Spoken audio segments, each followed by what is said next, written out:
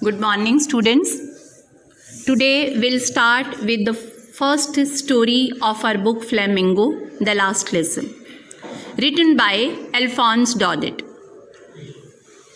Alphonse Daudet was a French novelist and a short story writer. The Last Lesson is set in the days of Franco-Prussian War, 1870-71, in which France was defeated by Prussia, led by Bismarck. Prussia then consisted of, at that time, Prussia included Germany, Poland and some parts of Austria. In this story, the French districts of Alsace and Lorraine have passed into Prussian hands. These two provinces of France were defeated by Prussia. Read the story to find out what effect this had on life at school. The impact of war on society, particularly on the life of children, teacher and some other people. I started for school very late that morning and was in great dread of scolding, especially because Mr. Hamel had said that he would question us on participles and I did not know the first word about them. The child who is narrating this story, he is telling us that it was the story of that day when he was not ready to go to school because he had not prepared his test on participles. For a moment, I thought of running away and spending the day out of doors. He did not want to go to school. He wanted to go outdoors and enjoy the day. It was so warm and bright. The weather was very warm and bright. The birds were chirping at the edge of the woods, and in the open field back of sawmill, the Prussian soldiers were drilling. On the way, he observed that the birds were chirping and the Prussian soldiers were drilling in the open field. It was all much more tempting than the rule of participles. And he was more interested in these outdoor scenes than in learning participles. But I had the strength, but he was not a coward student. He had the power to resist his temptation and to go to his school, and hurried off to school. When I passed the town hall, there was a crowd in front of bulletin board. On the way, there was a bulletin board. A bulletin board is a board where the news are written. Bulletin board is a board where news are written. For the last 2 years, all our bad news had come from there. The lost battles, the draft, the orders of commanding officer, and I thought to myself without stopping, what can be the matter now?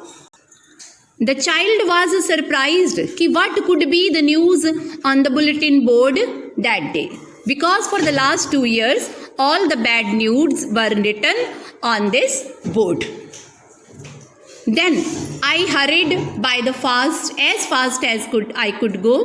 The blacksmith watcher, who was there with his apprentice reading bulletin, called after me, "Don't go so fast, Bob. You will get to your school in plenty of time." When the child was running to school, the old blacksmith watcher called him, "There is no need to run to school. You will reach school well in time." I thought he was making fun of me. The child thought that this watcher was just joking and reached Mr. Hamel's garden all out of breath. Out of breath means running. He reached the garden of his teacher, Mr. Hamel, all the way running. Usually when school began, there was a great bustle which could be heard out in the street. The usual scene in the school, as you all know, is what? Noise in the morning when the school starts. So what kind of noises were there? the opening and closing of desks, lessons repeated in unison. Unison here means collectively, very loud, with our hands over our ears to understand better, and the teacher's great ruler rapping on the table. Means the teacher rapping his ruler on the table, creating a loud sound. But now it was all so still.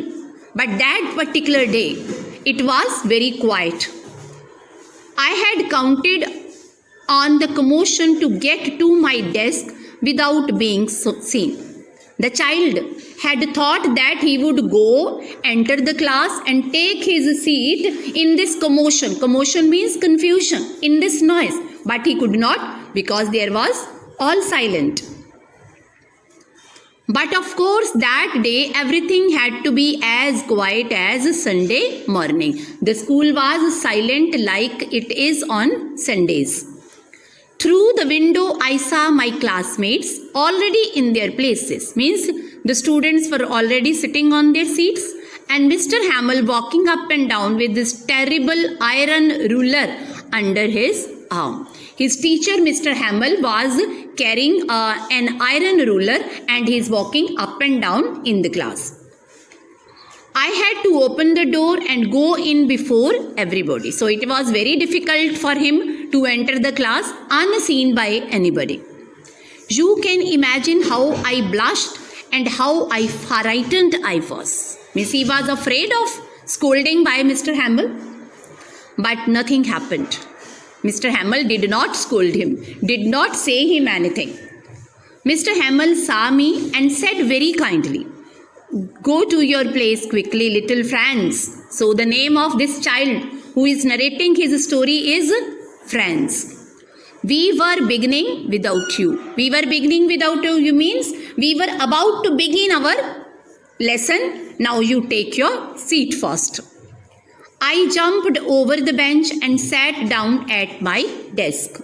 Not till then, when I had got a little over my fright, did I see that our teacher had on his beautiful green coat, his frilled shirt and little black silk cap all embroidered. That day, his teacher was wearing a dress that he used to wear on special occasions in the school. And what were those special occasions? That he never wore except on inspection days or on prize distribution days. Besides, the whole school seemed so strange and solemn. He was surprised to see so many things. First, Sunday-like silence in the school. Next, behavior of the teacher surprised him. Third, the dress of the teacher surprised him, and the environment in the school was so strange and solemn. This also surprised him. But the thing that surprised me most was to see on the back benches that were always empty the village people sitting quietly like ourselves. Means some village people were also sitting on the back benches in the class. The people were old Hauser with his three-cornered hat, the former mayor, the former postmaster, and several others besides, with many other people. Everybody looked sad, and Hauser had brought an old primer, thumbed at the edges. These people were sitting, they had come to school to thank Mr. Hamel. While I was wondering about it all, Mr. Hamel mounted his chair and in the same grave and gentle tone which he used to me, he said, "My children, this is the last lesson I shall give you.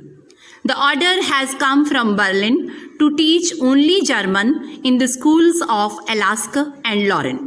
Means in the schools of Alaska and Lorraine, German language will be taught. French language is banned. The new master comes tomorrow. This is your last French lesson. I want you to be very attentive. So today is my last lecture and you all listen attentively. What a thunderclap these words to be. These words were like a thunderclap to little Franz. On the wretches, that was what they had put up at the town hall. Now he understood what bad news was written on the bulletin board. My last French lesson? Why, I hardly knew how to write. I should never learn any more. I must stop there then. Oh, how sorry I was for not learning my lessons, for seeking birds' eggs or going sliding on the Saar. My books that had seemed such a nuisance a while ago, so heavy to carry, my grammar and my history of the saints were old friends now that I could not give up. Means all his grammar lessons, all his history lessons were now his good friends, because now he realized that he should be sorry for not making most of his time, for not learning his lessons. And Mr. Hamel too, the idea that he was going away, that I should never see him again, made me forget all about his ruler and how cranky he was. Now he developed a love for his teacher, Mr. Hamel also. He developed a love for his subject as well as his teacher, only because he was able to realize that the language that he was taught earlier was snatched away from him. His freedom was snatched away from him. Poor man, it was in honor of this last lesson that he had put on his fine Sunday clothes, and now I understood. Now he understood everything. Why there was silence in the school, why his teacher was wearing a special dress, why his teacher was so kind, and why the villagers were sitting at the back of the class. Why the old men of village were sitting there in the back of the room? It was because they were sorry too, as little Franz was sorry. The old villagers were also sorry that they had not gone to school more. It was their way of thanking our master for his 40 years of faithful service and of showing their respect for the country that was theirs no more. So the villagers had come to school to thank Mr. Hamel for teaching them French language for 40 years and to show respect for their country, which was not theirs now, because they have become slaves of Persia.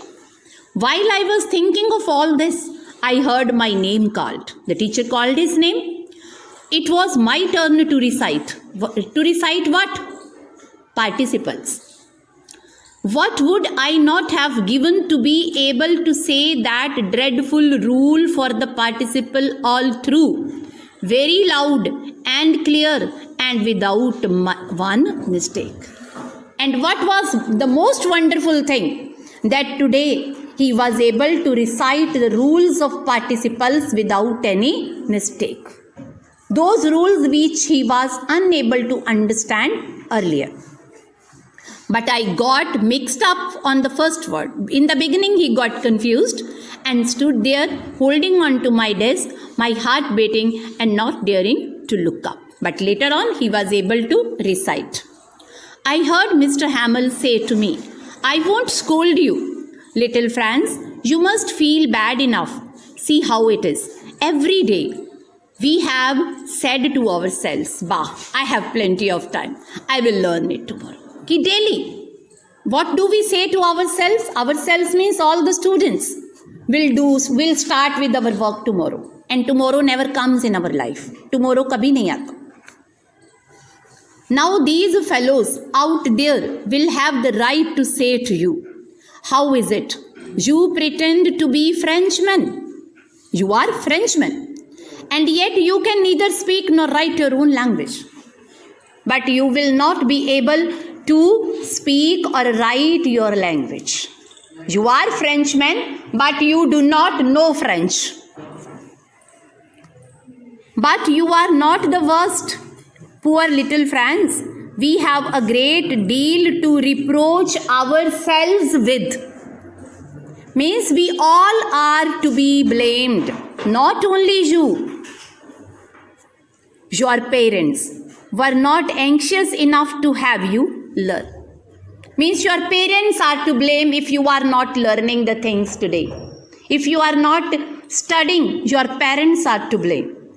They preferred to put you to work on a farm or at the mills. Means the parents preferred their children to work on a farm or at a mill to earn some money, as to have a little more money. And I have sent you to water my flowers instead of learning your lessons. When it was time for you to learn your lessons, I used to send you to water my plants in the garden. That was my fault.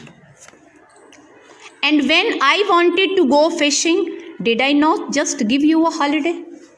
Means whenever I was not interested to teach you, I wanted to go to a fishing trip, I used to give you holiday. So in this way, the teacher is also to be blamed. If the students have no interest in studies, the blame lies with the parents, with the teachers and students as well. Then from one thing to another, Mr. Hamel went on to talk of French language, saying that it was the most beautiful. He said that French language is the most beautiful language in the world. French language was the most beautiful language in the world, the clearest, the most logical, that we must guard it among us and never forget it. These are the words spoken by Mr. Hamel in the class in which the students as well as the villagers are sitting. Because, means why he is emphasizing to stick to the mother tongue. When a people are enslaved, means when a nation, the people of a nation are enslaved, as long as they hold fast to their language. As long as they hold fast to their language means if they hold fast to their language. It is as if they had the key to their prison. Means mother tongue serves the role of a key to the prison of slave peoples. Only because the French have become slaves of Persia. Now the way to regain their freedom is to keep tight hold of their mother tongue.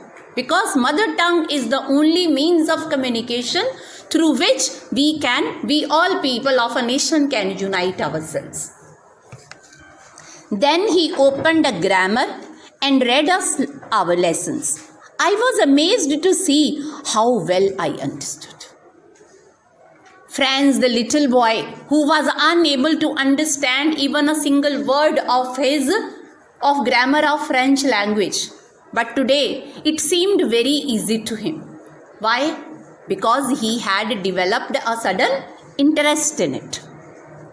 All he said seemed so easy, I think too, that I had never listened so carefully. Now Franz realized that earlier French language was very difficult for him, only because he was not paying attention to it. Today, because he was paying attention to what teacher was telling him, what teacher was teaching him, he was able to understand every word of it. And that he had never explained everything with so much patience. And the second reason is what? The teacher who is delivering his last lesson today, he is also very patient. He is also very kind to the students. He also wants that his students as well as the villagers sitting at the back benches should understand each and every word that he is teaching today. it seemed almost as if the poor man wanted to give us all he knew before going away. Because Mr. Hamel is leaving the school, he is going away. Tomorrow the new teacher will come and he will start teaching German language. So it was the effort of Mr. Hamel to teach everything about French language to the students as well as to the villagers in the class. And to put it all into our heads at one stroke. At one stroke means he wanted that we all should understand everything about the language. After the grammar, we had a lesson in writing. Then he gave us a writing task. That day, Mr. Hamel had new copies for us, written in a beautiful round hand, France, Alaska, France, Alaska. Means he had brought the notebooks for the students himself, just as a gift. They looked like little flags floating everywhere in the schoolroom, hung from the rod at the top of our desk. The notebooks were hanging. The students took it and started writing. You ought to have seen how everyone set to work and how quiet it was. The environment of the class today was very quiet. The only sound was the scratching of pens over the paper. The only sound one could hear was the sound of writing something on a paper.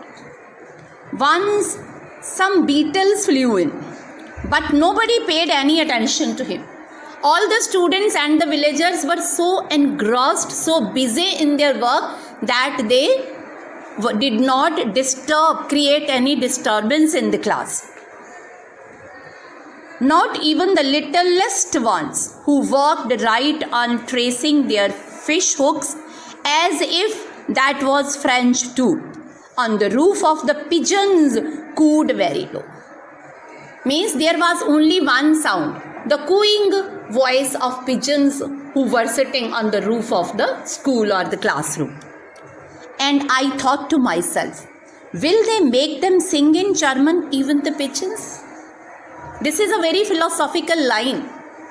Will these German people who are going to rule their country now, will they make pigeons also slaves?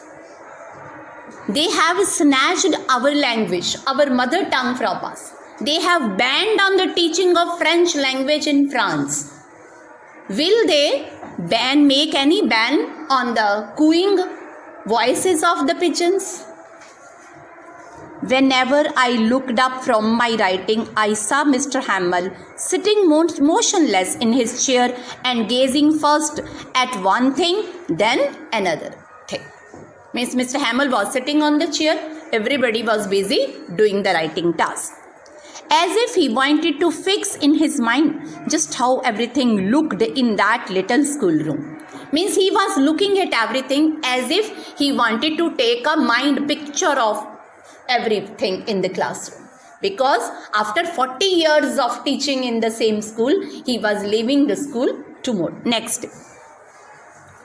Fancy for 40 years he had been there in the same place, with his garden outside the window and his class in front of him. Means earlier when Franz reached the school in the morning, he overheard from the garden that there was complete silence in the school. So the garden means the house of Mr. Hamel is very close to school. Just like that, only the desks and benches had been worn smooth.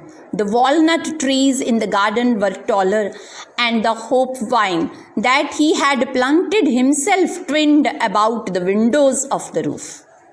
How it must have broken his heart to leave it all. Means how heartbreaking it was for Mr. Hamel to leave that place where he had spent 40 years of his life.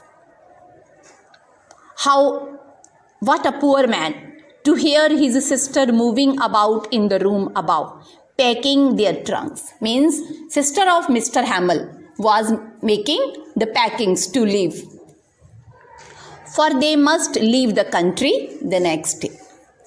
But he had the courage to hear every lesson to the very last. After writing, we had a lesson in history. After finishing the writing task, Mr. Hamel, as I have already told you, that he was a teacher of language, French language and history. He started with the history lesson. And then the babies chanted their ba, bee, bee, bo. Down there at the back of the room, old Hauser had put on his spectacles and holding his primer in both hands, spelled the letters with them. The old Hauser, who was among the villagers sitting at the back of the class, he also recited, spelled, he wrote. He had a paper on his knee, he wrote something on it. And it was so funny to hear him that we all wanted to laugh and cry. Means they both wanted to laugh at the way Mr. Old Hauser was doing the things, and cry because their mother tongue was banned and their teacher was going the next day. Ah, how well I remember it, that last lesson. Means now when he is writing his experience, that last lesson, I still remember them. There are still memories of that last lesson in my mind. All at once the church clock struck 12.